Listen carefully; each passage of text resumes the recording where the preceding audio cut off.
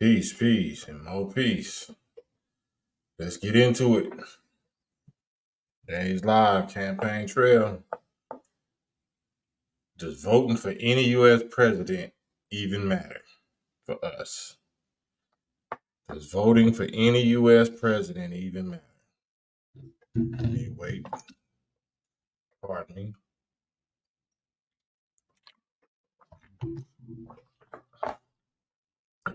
1212. Does voting for any U.S. president even matter?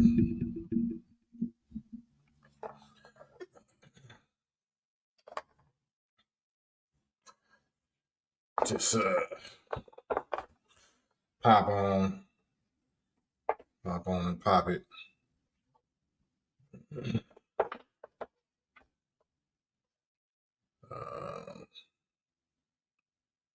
Trying to see.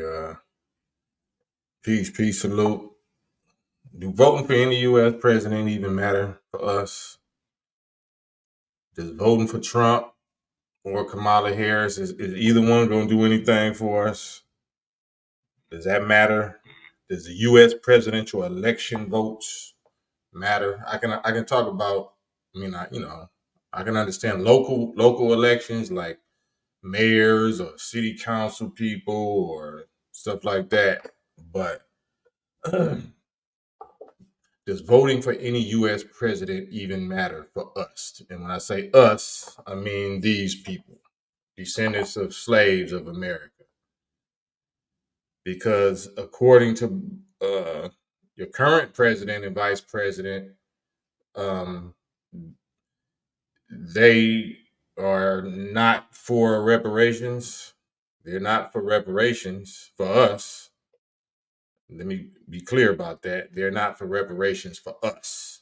They're for reparations for, for it seemed like everybody else that they've been advocates for, the rainbow community, the Ukraine, Israel, Asian bills, crime bills. But when it comes to doing something specifically for us, it has to be some rising tide floats all boats or something like that.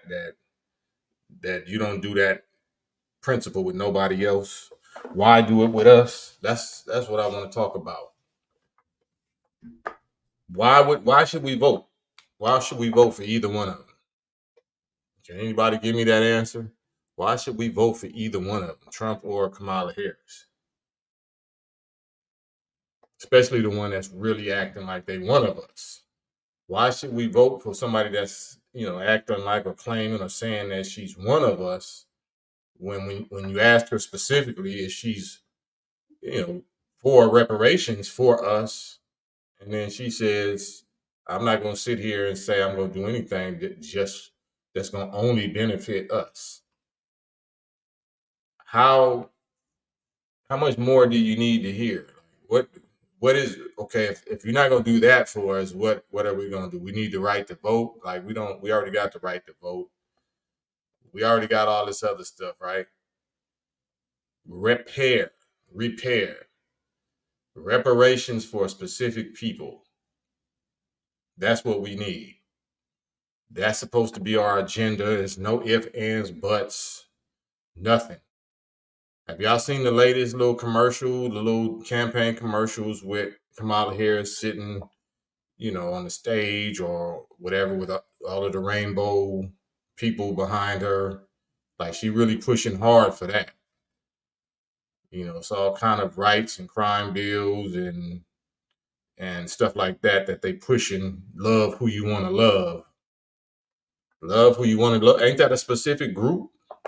Ain't the people that, that's the rainbow community, ain't that a specific group though?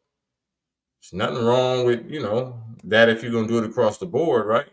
If you're going to support, you're going to use your vice president power and your running for president power and influence to push that, which is a specific group and something that you're going to do for a specific group. Why wouldn't that candidate specify what they can do and what they want to do or what they plan to do or what they promise to do for us, unless they're not like us. Does that make any sense? So that's why I asked, what does voting for any U.S. president even matter? Like when it comes to us, what have we ever got out of the deal? What are we gonna ever expect to get? If we never got nothing, why would we hope to get something? If I'm not mistaken, we had the first black president, somebody that looks even more black, you know, genetically speaking, than Kamala Harris. And we had him for 8 years. If we didn't get nothing, our people, us, the us, didn't get nothing from that 8 years of a more full looking black president, then why would we expect something different with this one, who personal loyalties are clearly in the man that she married? Her personal loyalties, her personal dedication, her personal love and affinities and leanings is obviously towards the man that she married, or the people that he comes from, because she specifically says and does specific things for that community, for her husband's community, right? She goes before APAC and uh, whether it's the ADL or the Southern Poverty Law Center, or to Israel itself and the Wailing Wall, and says directly what she is going to do, has done, and will continue to do for that specific people. So when it comes to us, why is it, do you support? The sister asks on the grill, asks her, do you support? You know what I'm saying? That's even support. Like you couldn't even say how you supported it, let alone what you plan to champion. Supporting ain't even championing a situation. Do you support the idea? Do you support reparations for black people? Listen, she got that same little script, that same spiel. Listen, we had 200 years of slavery and Jim Crow. That was not the question. That was not the question. Why are you gibberish, chattering, saying something that wasn't asked? We don't need a history lesson. The question was and is, do you support reparations? That was her question. That wouldn't have been my question. My question would be, what will you do regarding reparations for black people, like you do for Israel, for white, Jewish people in Israel? What will you do based on what you are doing and have been doing for Jewish people in Israel? That's how you ask that question. You don't say, "Will you support?" Yeah, I support. Yeah, I support that idea. Okay. Well, how? How will you support? That leaves too much wiggle room. No, what will you do? What is your plan for reparation? You don't even ask them. You don't allow them no wiggle room. What will you do for reparations, for the in the form of reparations, like you are doing and America has done for the state of Israel for the last 76 years? That's how you phrase that question. That's how you phrase the question. Because we had, like I said, Barack Obama. If we think there's hope in a black president, we had a black president, right? For 8 years, 2 terms, back to back. What did he do for reparations? What did he do for? We can see what he did for Israel in his 8 years. You can see what he did for the LGBT community in those 8 years. He did specific things for specific groups of people. But when it came to the descendants of slaves and reparations, why is that? Why don't we press them when we see what they're doing for Israel? That's your comparison. Always use that comparison. And I'm not saying that Israel shouldn't get no reparations or shouldn't be supported and shouldn't have their own separate state and territory. I'm not saying that at all. I'm saying we are supposed to have equal or greater than that. That's all I'm saying. So any president that supports Israel and acts like they don't know how or they're not sure, they need to study the idea of reparations and all that. That's false.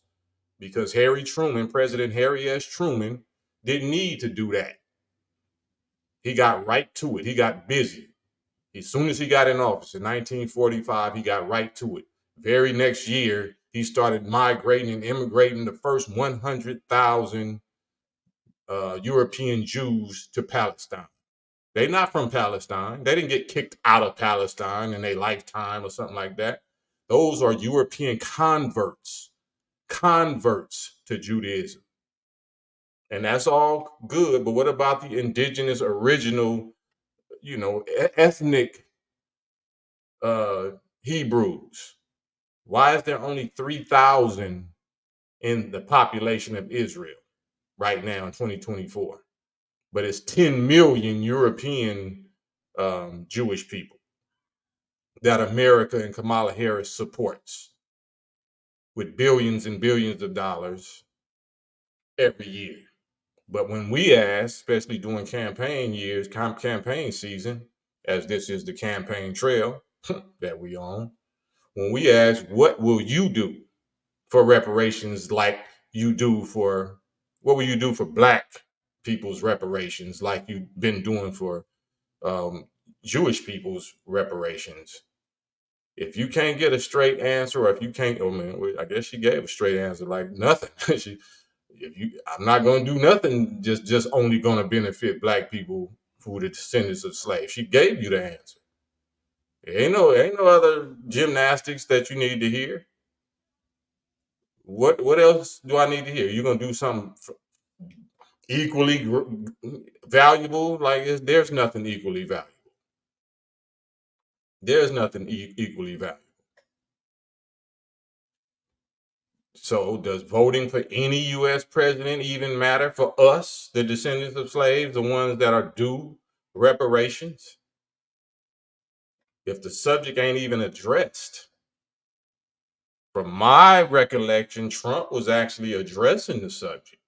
Trump was actually, it might sound funny and kind of cringy when it comes out his mouth, that word, but he's still saying it. He's still been addressing it. So I haven't heard, him say that he wasn't supporting it. He just run the same thing that everybody else run, because we don't press it. If we don't press them, they're not gonna press it themselves. If we don't press them on that subject, they're not gonna press the issue themselves for us. Why would a candidate ride harder for you and your cause than you willing to ride for your own? So if you're not pressing them, they're not pressing. So if you're not a descendant of slaves, then this conversation, or is not really gonna hit you in the heart. If you're a bystander, or you're other, what I'm saying, you can probably try to empathize, or but this is strictly, we're speaking from a certain trauma, a certain experience, certain trauma that's in our DNA. So when we see and hear somebody claiming to be one of our own, press us for our support of them. But then when we press them back to see what their support is for us on this particular specific issue, then they got all kind of double talk. They got all kind of politician talk, slick language, or they just outright deny it or ignore it, act like they didn't hear it. Yeah, there you got your answer right there. So does voting for any of these U.S. presidents even matter? Does it matter? Right? Why would we jump on Zooms and lives or whatever, and 20,000 at a time, 40,000 at a time, and help somebody raise millions of dollars to say that they're not going to do nothing for us specifically? When that money, they're gonna get some care packages together for Israel every year, every single year. You know, they're gonna get theirs, they're gonna get their issue. Why we can't get our issue? And they're gonna say specifically what it's for. It's for this many billion is gonna go to this many billion is gonna go to this from us, from America, this many billion is gonna go to that. Why is that our greatest ally in the region? Right? How did that turn into anything political when it was supposed to be a religious, ethnic people like Judaism, religious thing? How did that turn into a ally, some political, strategic, military ally? Why are we supporting that? We don't know nothing about it. When I say we, I'm talking about the descendants of slaves. Our tax dollars is getting taken to support that. Our campaign, we being asked and encouraged to give campaign funds and donate money and donate this, and all our celebrities get together and endorse this and endorse that, using all of our resources, all of our influence. Why are we doing that when the people that we giving all this to is not giving us nothing? They're not giving us what we want. They're not giving us what we need. Why are they not clearly just having the discussion of the comparison? Y'all always make this comparison. Anytime you bring that up to any politician, watch them squirm, watch them wiggle, watch them get slippery and oily or whatever when you say, well, Harry Truman helped establish Israel and the Jewish, Ashkenazi European Jewish people in 1945. He started in 1945. He got it done in 3 years. He got it done in 1 year, actually. From 1945 is when he got in office. The very next year, he had already started migrating the first 100,000 European Jewish people to Palestine. So that was even 1 year, but they completed the whole movement, or made it so-called official, in 1948. So they already started moving people before it was even official. The U.S. president, Harry S. Truman, started already in first year in office. Like how Biden said his first 100 days, he want to push for 100 million of those Fauci jabs. Well, Truman's first year in office, way, way back in 1945, his first year, he got his first 100,000 European Jewish migrants, immigrants, brought them over to Palestine, and they didn't even carve out the whole, it wasn't even so-called legalized yet. That didn't happen until 2 years later, 1948. They hurry up and got busy. But we just get them over here and we'll work it out later. And we'll work it out as we go. Why wouldn't they able to do that same thing for the descendants of slaves that they know that they destroyed for over 400 years? Why wouldn't your president address that? Why won't you make that clear comparison with anybody that argues with you, especially the presidential candidates? Why wouldn't you make that argument? Are you scared to say that word?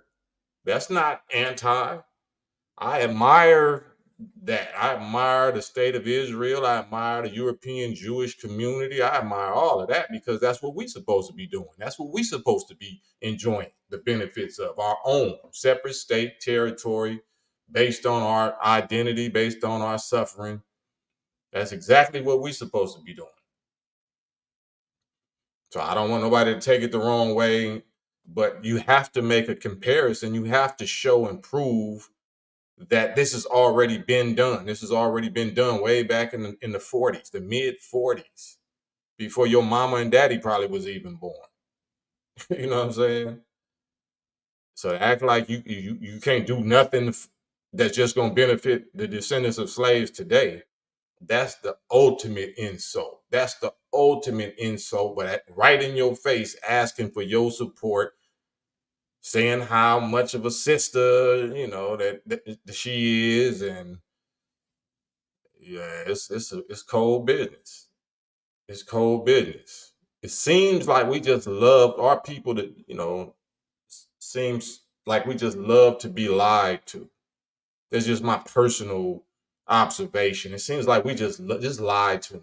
Just lied to me. Just like the Matrix. Just tell me what I want to hear. I know you're lying. I know you're not going to do it because you never have done it. Nobody before you ever has done it. Obama was the first president that we had hopes and yes we cans in, and he had 2 terms and he didn't do it. So what makes me think that you're going to be more pro reparations for us when we see who you're married to? We see where your loyalties are. We see who you were married to. So I thought, me personally, I thought I'm not Trump. I thought Obama might do it because of of who he was married to. Like, oh man, he must got love for us because he married a real one. He married an authentic DOS, FBA, descendant of slave from South Side of Chicago. That's the only thing made me even give him credit is who he chose as his wife. So if we see that he didn't do nothing and he's a male, like, you know what I'm saying? He's more logical and less emotional, and, his nature is more towards like, the ideals of ruling and governing or whatever, as opposed to a woman more being nurturing, creative and nurturing. But the men are the governors by nature. And his governing based on his affinity to the type of wife that he chose still didn't allow him to do nothing for reparations in 8 years, in 2 whole terms. So why would we think, like, what is the benefit of us thinking that rallying behind somebody that don't even claim to be one of us, unless it's convenient, unless it's a BET awards or it's some rap slogan that's hot right now, or it's just incredible. Our people seem to be very, very, I don't know the word. We just love to be lied to. Just tell me a good lie. Just make it sound good. Just you know. And unfortunately, the majority is our sisters. That's something that we all kind of recognize with our people, that our personal relationships kind of reflect that same type of delusion. Somebody got this person on the side, or this person got a history of, you know, doing this to women or whatever, but well, he ain't, as long as he ain't doing it to me, just tell me what I want to hear. Just don't bring it to me. Like, well, he brought it to the people before you. Like, you're not concerned about that. You know what I'm saying? But it's the majority, and that's why I said it's a melanin feminist wet dream that this is inspiring right now. Because if so many of our sisters already feel like they giving up on their men, and they saw Oprah, and then they saw Beyonce, and then they saw um, Michelle Obama for a second, but now the modern time, the modern demonstration of giving up on your own men is what Kamala Harris looks like she has done. Okay, I'm not with my own men, even though I don't claim. I mean, I don't know what that is. So that's the symbol of success. That's like the image now of what you're supposed to do to be successful or be a boss, the ultimate boss. Now that's the ultimate boss B title or black boss chick title. But you're not a boss if your head, the head of your household, the head of your life is a European Jewish man. Then who are you the boss of? Who are you the boss of? So, but our sisters, like I said, we given up. So many of our sisters, not all of them, but so many of our sisters have given up on black males, and the shortage. It's a shortage of black male to mate, to be able to be spouses and mates of. Outnumber us by like 2 million adults. And as far as the black people of America, descendants of slaves, black women outnumber us black males by 2 million. So that's not just musical chairs, that's musical men. somebody ain't gonna have one. So if you already know that, I didn't have to live this long without the American dream, without the white picket fence and the husband and the children. And so I have to immerse myself in my career. I got to find some other thing that makes me feel fulfilled or valuable or whatever. And usually that's in the form of career, money, business, or politics, power. I want power. But that's not the woman's nature. Don't find peace and solace and comfort and security in her being a boss. That's not, if you're a boss over your offspring or over youth, and you have a mothering, loving boss position as far as a teacher and nurturer, that's something. But you wanting to be a boss over men, that's not, that don't really, I don't know. Well, I do know, but this ain't my page. But does voting for any US president, has it ever got mattered for us? Has it ever done anything for us, descendants of slaves? Does it matter now? Does Kamala Harris really represent us? Is she one of us? We know Trump ain't one of us, so that ain't even a question. We don't even need to ask that question. That's not where the trickery is. So Malcolm X, I always bring that up. Malcolm X said back in the 60s, early 60s, late 50s, early 60s, when he was airing out and exposing John F. Kennedy, JFK, that so many people thought was so great and loving towards us. He called him a trickster. Trickster. He called the Democratic Party, the liberal Democratic Party, tricksters, especially the president. He said, how is he not a trickster if, he made all these promises to black people that, the ones that put him in office. And then once he got in office, that he did something for everybody except for the people that put him in office. That means he tricked the people that put him in office. You think Malcolm X is a great leader? Was he right? Was he tripping? Was he hating? Or was he accurate? And right now, are we not being tricked? Are we not being tricked the same way? Has history not been repeating itself? What has changed except for the date or the face? So in the nation that I come from, it's a prophecy that says the devils, we ain't got to talk about who that is. The devils come in all colors, but it's what I'm talking about. Said his last trick will be his woman. His woman. Right? Is VP Harris his woman? Or is she our woman? Based on her own choices, did she choose to be his woman, or has she chosen to be our woman?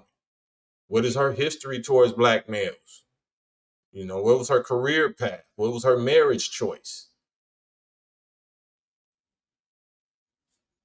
Am I lying? Am I hating? Am I making sense? What do you hope to gain? What do you think you're going to gain? And I'm really not talking to, I'm talking to my sisters, because I be assuming that my brothers already know better. But it's our sisters that have lost hope and given up hope and faith and bought into the trick. Just tell me something good, make me feel important, make me feel special. How we doing relationships? Like you getting misused and this and that, but as long as he buy me something afterwards or apologize or lie to me, I went through his phone, I followed him and all of that, but he lies to me so well and so sweet. He must love me. He's just not trying to hurt me. That's why he lies to me like that, because he loves me. It seems like this is the same scenario. The person is misusing you. I want to use the other word, but I don't want to get the algorithm flag.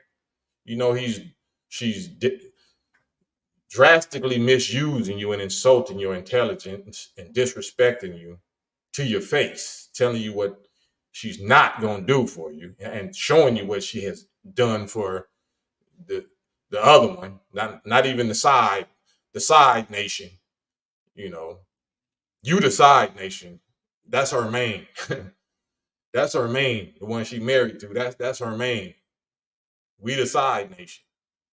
You know, we might get a little this, a little that, but we gotta be kept a secret. Like I ain't really gonna do nothing for you. I ain't gonna say nothing publicly for you. I ain't, you the side nation.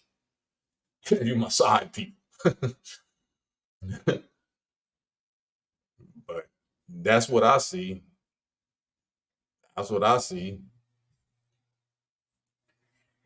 It's clear as day to me. Am I wrong? Am I tripping? Have we got anything from ever voting for any U.S. president? And I say we, I'm talking about the descendants of slaves. Is it that hard?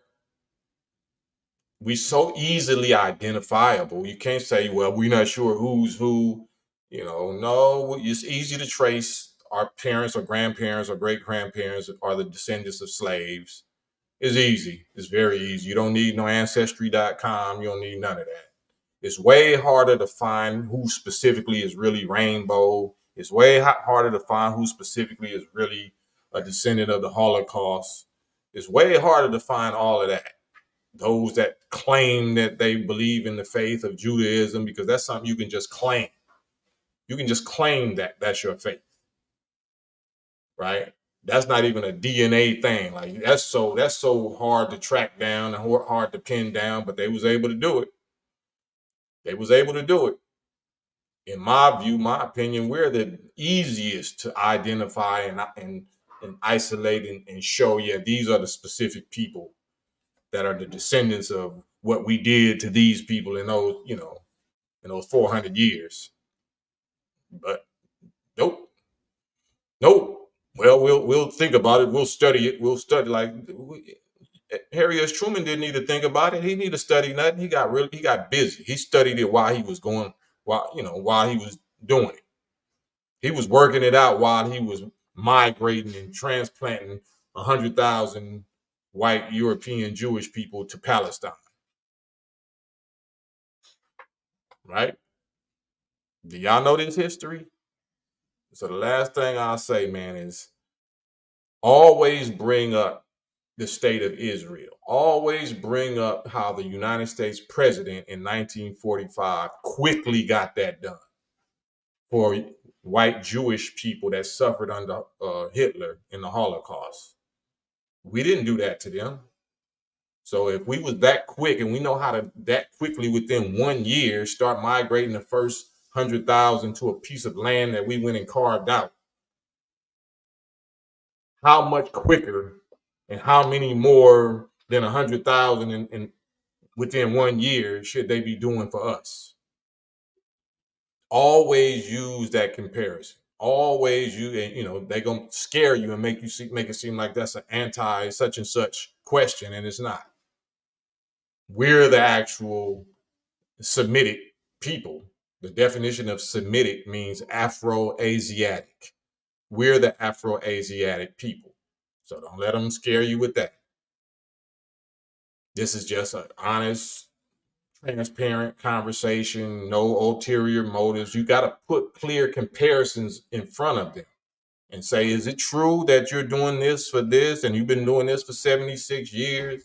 Is it true that the population of Israel is 10 million, ruled, governed, top beneficiaries are white European Jewish people, and only 3,000 of the population is Black, indigenous Hebrews, people that identify as descendants of the ancient Hebrews? Why aren't they in power? Why is that not the prime minister of Israel? Why is it Netanyahu? Why is it always white European Jewish people that we support with our tax dollars, with billions of our tax dollars every year? So always make that comparison. Always hold every politician or every apologist or every cheerleader for a politician, hit them with that question and watch them dance like Darren's dance move. Watch them squirm and wiggle like a a jellyfish, like a worm. You put salt on it. Why is that such a, you know, and it, yeah, I don't want to go there, but yeah, it's not a hard question. It's one that we just not pressing. We're not pressing the issue. We're not asking them that question. So anybody that's not addressing that question don't deserve our vote. They definitely wouldn't get my vote. And if you're too scared to ask them that question, then you're the problem, in my opinion. If you're scared to ask that question publicly, and then if you don't get the answer that you want, you just gonna still vote for them, then you're the problem, in my opinion. So, but yeah, man, you said a black vote has to be organized to be about something. Yeah, I wouldn't even call it a vote. Like, I wouldn't even necessarily say it's a vote. Like, that's why I asked, does voting even work for us? Voting works for them that's running. You know, they just want numbers. They just want to seat fillers. They just want, they see as numbers. But does it work for us, the actual seat fillers, the actual people? Do we even know how to hold a politician accountable? Like I said, Malcolm already said, yeah, we voted for since the 60s, 60 years. But once our person that we vote for gets in office, we don't know how to hold them accountable. We don't know what to do to hold them accountable because they know we ain't unified. We know how to get together and raise $100 million or something like that for Kamala Harris all of a sudden. Why we wouldn't raise 100 million for homelessness or 100 million for whatever else black people is suffering from right now, for schools or infrastructure or Flint, Michigan water? Why do we know how to get together on some emotional feminism, melanin feminism or whatever, and raise that much money for Kamala Harris? We seen what she didn't do for the last 4 years. We seen what Obama before her didn't do for 8 years. Like, why would we do that? So we the problem, in my view, my humble opinion. So yeah, I don't vote. I have never voted for a president in my life. I never intend to. But I'm not blind. I'm not deaf. I'm not dumb. So I'm definitely gonna speak my piece. I just cram to understand why we still believing in this. Why we still, it's just like sports to me. It's like sports. Like, you don't have nothing else to do. Let me just get all the way into sports. Let me just talk basketball and football stats. And like, what do that have to do with real life? Like, what do that have to do with the real warfare and struggle or the health conditions or the trauma or whatever that we dealing with? Sport. We just resort to entertainment. So now it's just all entertainment. We just want to escape from the reality because we don't have the tools or the knowledge or the heart or the testicles, to deal with it like it's supposed to be dealt with. Sometimes it only take one person. If everybody as an individual just use their individual voice and speak up just like I'm doing, then that is unity. You don't have to go meet up with 1,000 people or 100,000 people. Just each person say the same thing. And each person refrain or abstain or whatever. Like, I'm saying that I'm not voting for you, and I'm not going to vote for you. I survived this long without voting for you. You're not going to fix nothing in the government. The only person I hear talking about changing the government is the orange man. The only one I see actually the members of the government trying to destroy, you know, seems to be the orange man. So I tend to go with who I see the mainstream media and the government and these big institutions trying to destroy. I tend to go on the side with that.